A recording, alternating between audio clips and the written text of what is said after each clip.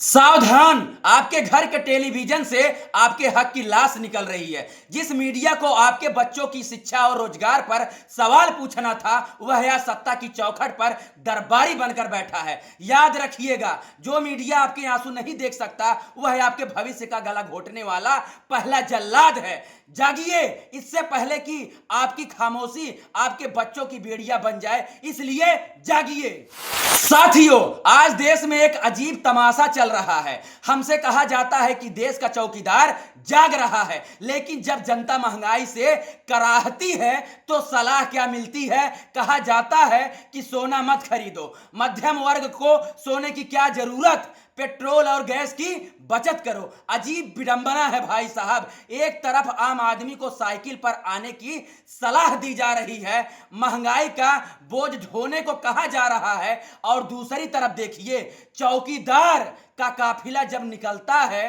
तो करोड़ों की गाड़ियां और सुरक्षा का तामझाम कुछ ही घंटों के दौरे पर करोड़ों रुपए फूंक देता है। जनता से त्याग की उम्मीद और खुद के लिए शाही ठाट बाट, ये सवाल पूछना क्या गुनाह है?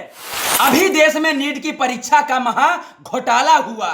लाखों विद्यार्थी का भविष्य उधर में लटका है। छात्र सड़कों पर रो रहे हैं, लाठियां खा रहे हैं। पेट्रोल और डीजल की किल्लत से हाहाकार मचा है। रसोई गैस के दाम आसमान छू रहे हैं। लेकिन जैसे ही देश में कोई बड़ा सवाल खड़ा होता है, जवाब देने के बजाय जहाज उड़ जाता है भाई साहब विदेशी दौरे के लिए। हजारों करोड़ रुपए विदेशों की खाक छानने में लगा दिए जाते हैं, लेकिन क्या कभी उन दौरे से एक आम आदमी, पिछड़े या आदिवासी की जिंदगी में बदलाव आया? जब घर जल रहा हो तब पड़ोसियों से हाथ मिलाना कूटनीति नहीं है, जिम्मेदारी से भागना है। मीडिया को पूछना चाहिए था कि साहब, छात्र रो रहे हैं, आप विदेश क्यों जा रहे हैं? लेकिन मीडिया क्या कर रहा है? वह तो उनके स्वागत की तैयारियों के ग्राफिक्स दिखाने में व्यस्त है भाई साहब। आज का मुख्य धारा मीडिया,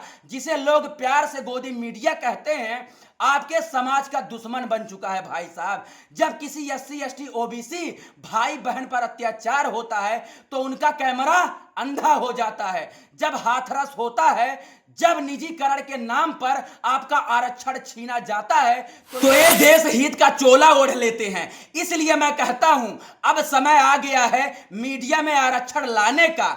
आज न्यूज रूम में 90% बड़े पदों पर एक खास वर्ग का कब्जा है। जब तक वहां हमारा प्रतिनिधित्व नहीं बैठेगा, तब तक हमारी चीखें न्यूज रूम की दीवारों से टकराकर वापस आती रहेंगी। हमें वहां कोटा चाहिए, हमें वहां अपनी हिस्सेदारी चाहिए, ताकि कोई एंकर हमारी पहचान का मजाक ना उड़ा सके। मेरे बहुजन समाज के भाइयों और बहनों, कब तक इस मनुवादी मीडिया के भरोसे बैठे रहोगे?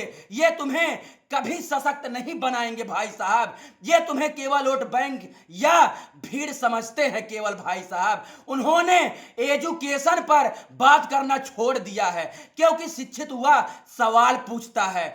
इन्होंने स्वास्थ्य पर बात करना छोड़ दिया है, क्योंकि अस्पताल की सच्चाई इनकी सरकारों को नंगा कर देती है भाई साहब। अगर आज आप नहीं जागे तो आने वाली नस्लें आपसे पूछेंगी कि जब लोकतंत्र का गला घोटा जा रहा था, तब आप क्या कर रहे थे?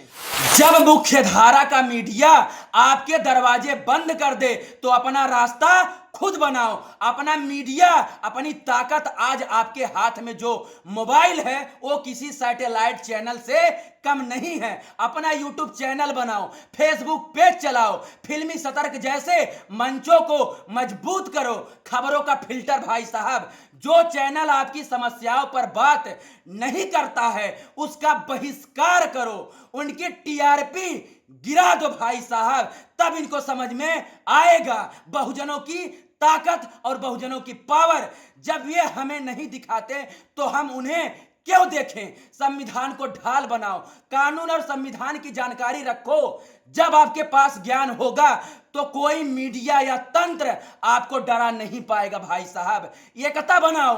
एससी एसटी और ओबीसी को एक मंच पर आना होगा। हमारी बिखरी हुई आवाजें इन्हें कमजोर लगती हैं, लेकिन हमारी एकजुटता इनका सिंहासन हिला देगी।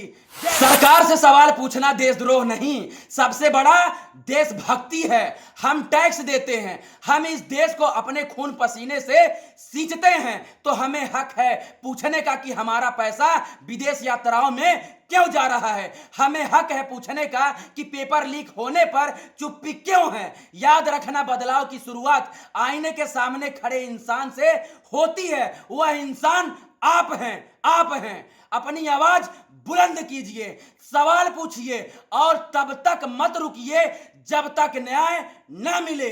जय भीम, जय संविधान, जय विज्ञानवाद।